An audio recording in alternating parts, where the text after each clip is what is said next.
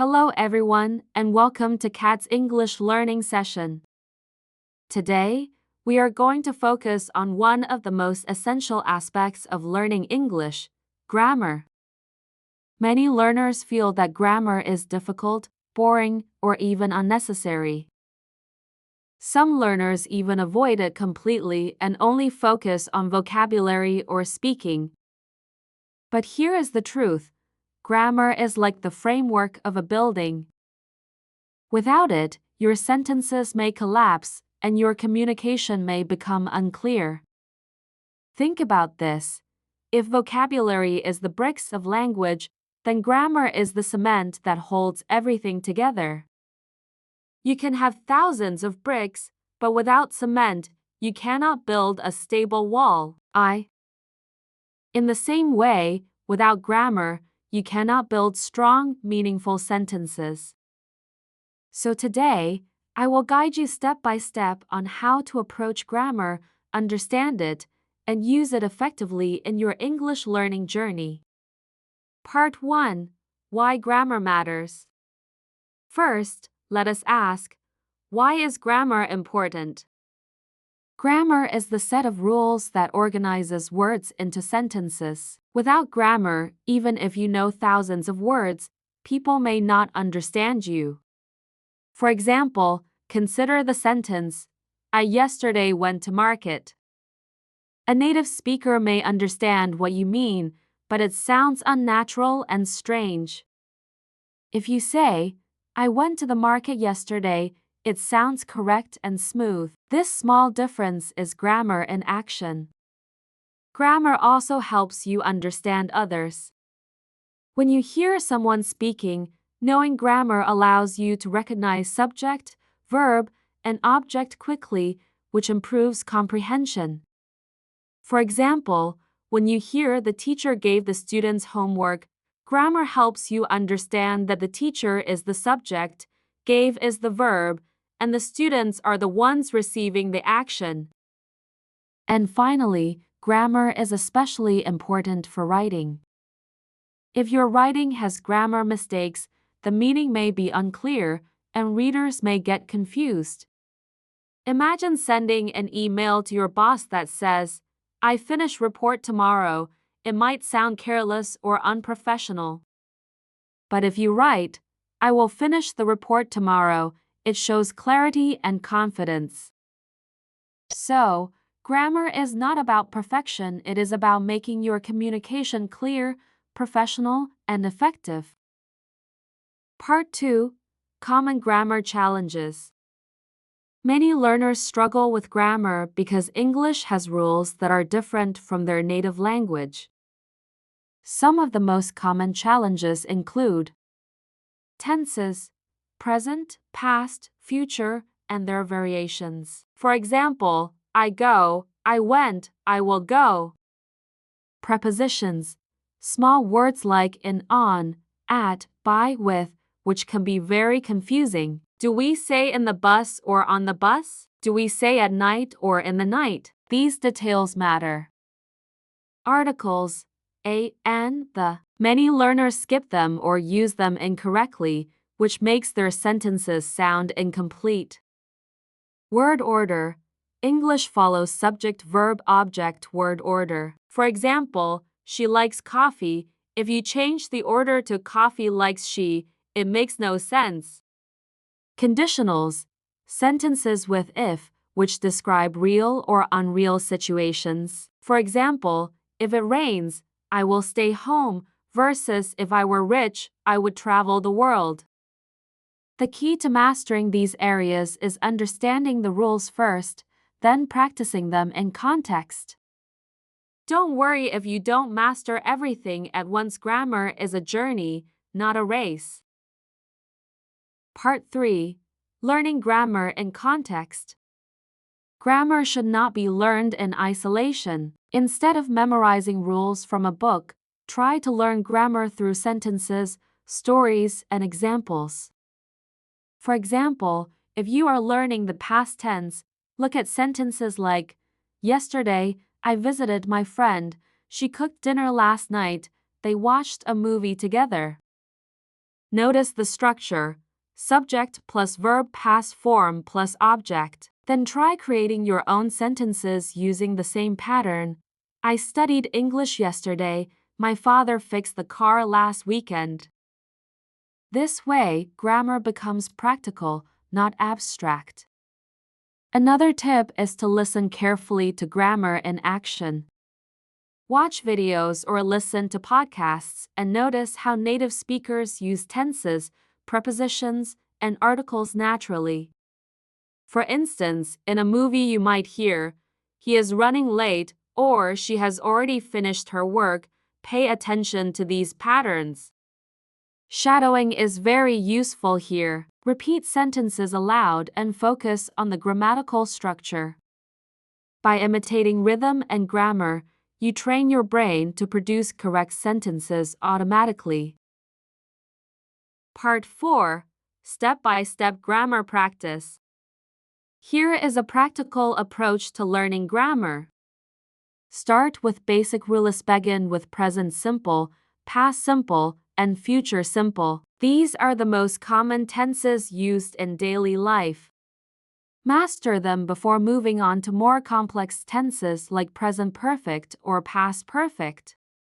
For example, present simple: I eat breakfast every morning. Past simple: I ate breakfast at a.m. yesterday. Future simple: I will eat breakfast tomorrow at 8. Once you feel confident, then you can move to advanced tenses. Learn gradually, not try to study all grammar at once. Focus on one topic at a time. For example, spend a week focusing on prepositions. I am at the bus stop. She is in the kitchen. The book is on the table. After mastering prepositions, move to articles, then conditionals. Practice active grammar is useless if you do not use it. Write sentences, speak aloud, and do exercises. The more you practice, the more natural it becomes. Use online tools and apps today. We are lucky to have many tools available. Grammar checkers like Grammarly or apps like Duolingo can give you instant feedback. Use them to correct mistakes and reinforce rules. Part 5. Understanding mistakes. Mistakes are a natural part of grammar learning. Do not be discouraged when you make errors. Instead, analyze them carefully.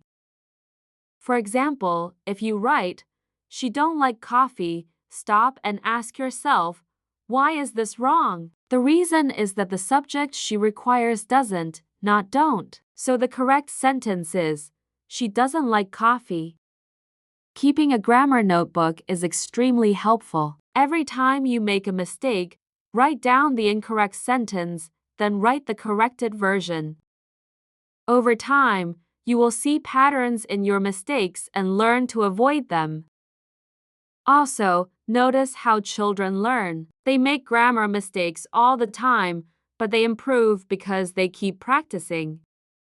So be patient with yourself. Mistakes are not failure, they are feedback.